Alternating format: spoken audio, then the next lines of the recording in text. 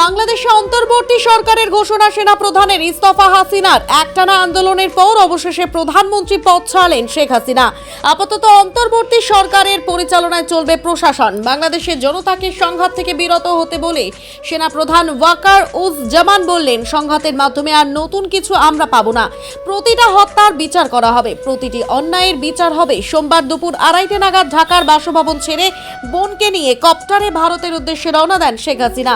তার আগে বাংলাদেশ সেনাবাহিনীর বেঁধে দেওয়ার সময় পদত্যাগ করেন হাসিনা। ইস্তফার পর সেনাপ্রধান বলেন, অন্তর্বর্তী সরকার গঠনের সিদ্ধান্ত নিয়েছি, আমরা রাষ্ট্রপতির কাছে যাব, তার সঙ্গে আলোচনা করে অন্তর্বর্তী সরকার গঠন করে দেশ পরিচালনা করব।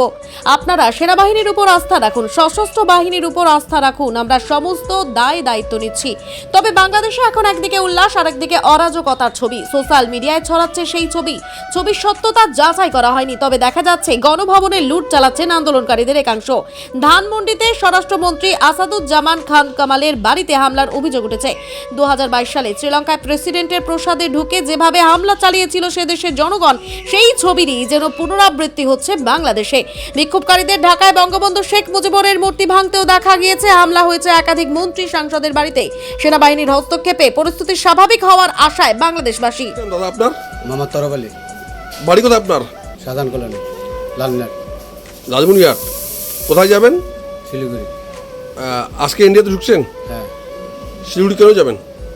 ওই আমার এই আত্মীয় ডাক্তার জায়গায় তো তো বাংলাদেশের অবস্থা কেমন এখন?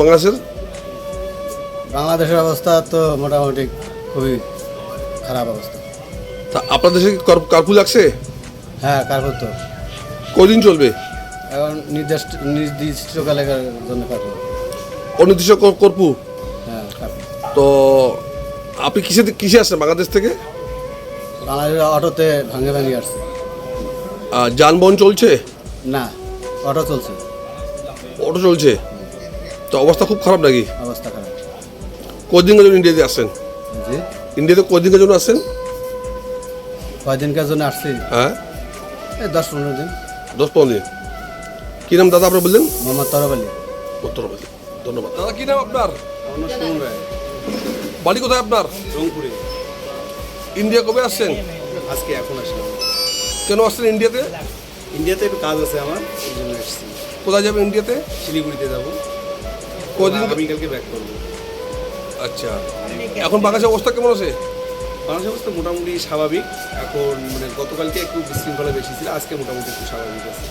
যানবাহন চলছে? যানবাহন না, গাড়ি চলছে না, অটো করে আসা। ইন্টারনেট পরিষেবা? ইন্টারনেট পরিষেবা বন্ধ আছে। তা বাংলাদেশের কারফিউ আসছে, আপনি কিসে আসছেন? আমি অটো করে আসছি, কার্ফিউ যেহেতু আছে ভেঙে অটো করে এসেছি। তা আপাতত মানে কি কারফিউ কবে উঠবে? এটা আসলে নির্দিষ্ট করে বলা যাচ্ছে না, যেহেতু অনির্দিষ্টকালের জন্য দিয়েছে, এটা বলা যাচ্ছে না যে আসলে কবে উঠবে। দাদা আপনার নামটা কি বললেন? আমার নাম সুমন রায়। সুমন, ধন্যবাদ। মনোজবাবু, আপনি তো চাংলাবান্ধা এক্সপোর্টের প্রেসিডেন্ট। এই যে চাংলাবান্ধার এক্সপোর্ট ইম্পোর্ট শুনছি আজ থেকে বন্ধ হয়ে গেল 3 দিনের জন্য। দাদা কি জন্য বন্ধ, কিছু বলবেন আমাদেরকে একটু? বন্ধ কালকে আমাদের এক্সপোর্ট ইম্পোর্ট 1 ঘন্টা কম হয়েছে, 6টার জায়গায় 5টা অবধি হয়েছে। এবং কালকে সন্ধ্যা 6টা থেকে কারফিউ লেগে গেছে। আবার বাংলাদেশে ইন্টারনেট পরিষেবা বন্ধ, সেই জন্যে আমাদের আজকে থেকে এক্সপোর্ট ইম্পোর্ট বন্ধ আছে। তা এটা কবে খুলবে? এটা পরিস্থিতি স্বাভাবিক না হওয়া পর্যন্ত, বাংলাদেশের পরিস্থিতি স্বাভাবিক না হওয়া পর্যন্ত বলা যাচ্ছে না যে এটা কবে নাগাদ খুলতে হবে। তো বাংলাদেশের সঙ্গে আপনাদের কি যোগাযোগ কোনো কিছুই ব্যবসায়ীদের সাথে? ব্যবসায়ীদের সঙ্গে ইন্টারনেট পরিষেবা বন্ধ হওয়ার জন্য আমাদের সেরকম যোগাযোগ এখন হচ্ছে না। তো বাংলাদেশে আপনাদের কোনো ট্রাক ফাইসে আছে এরকম কিছু? না, বাংলাদেশে যেগুলো ট্রাক গেছিলো খালি হয়ে রিটার্ন চলে আসছে। এবং বাংলাদেশের কিছু ট্রাক এখানে ছিল যেগুলো খালি হয়ে রিটার্ন যাচ্ছে। তা আপাতত বাংলাদেশে কারফিউ চালু আছে? বাংলাদেশে এখন কাল সন্ধ্যা 6টা থেকে তারপর তা এখন কি অবস্থায় আছে বর্ডার?